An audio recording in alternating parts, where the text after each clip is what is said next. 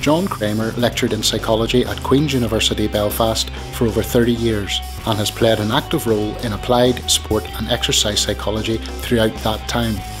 John has worked with national and international teams and athletes from over 50 sports and continues to publish widely, including his most recent best-selling book, Pure Sport.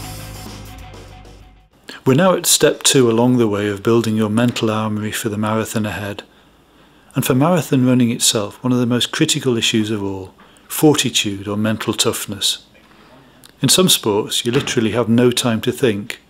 However, when you're running, you've got lots of time. And how you use that time positively becomes critical to success. What makes mental toughness?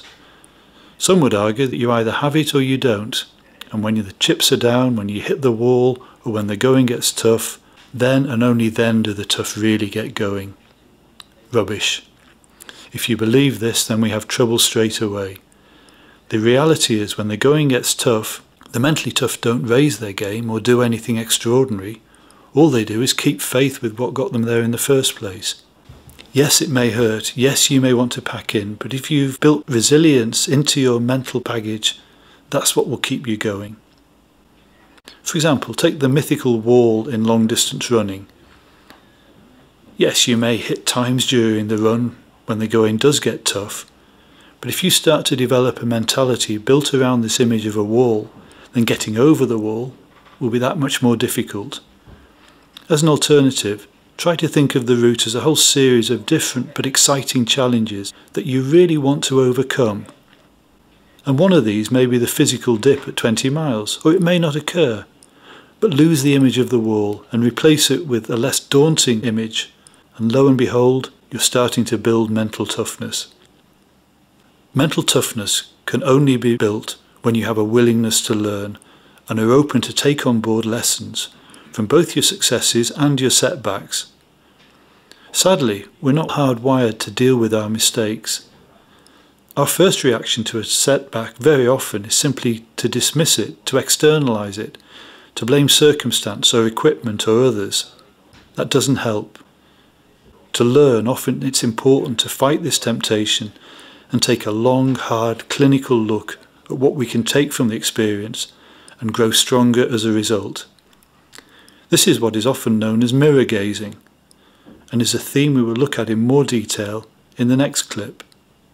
For now, recognise that what characterises those who are mentally tough, in sport as in life, is not a pig-headed obstinacy or blindness to limitation, but a capacity to deal with adversity and to come through it older, wiser and stronger. Many great athletes will say that what shaped them were not their strengths but their failures. As you will often heard, what doesn't kill you makes you stronger. Or in an often quoted phrase, getting knocked down isn't important, it's getting back up again that counts. To build mental toughness, bring forward the lessons from step 1. Base your running on enjoyment and running for yourself. But now make sure that this healthy passion is based around the balancing of 3 C's: control, confidence and commitment. All are important, but no one should ever become too important. You must never allow any one of these 3 to take precedence. Instead, they work together in harmony and in a culture that doesn't look towards threats but sees challenges ahead. So it's bound up in a culture of challenge.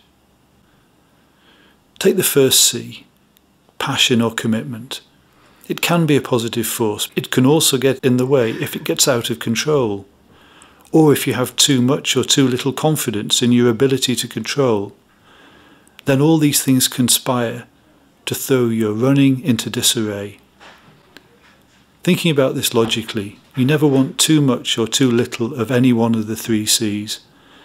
Instead, you are looking constantly for a healthy balance of all 3 to keep you on the road to success. Too much commitment, perhaps by overtraining, can be as dangerous as too little. For example, where overconfidence may mean you don't prepare as well as you should. Failure to prepare is preparing to fail. And this is where the third, And perhaps the most important ingredient of the three comes into play: control. Going back to the start of this step, you have to believe you can control what's going on around you, including your mental toughness. Otherwise, the road ahead will become ever more steep. The next few steps will start to explore how you can start to control your preparation in a measured way that keeps you firmly in the driving seat at all times.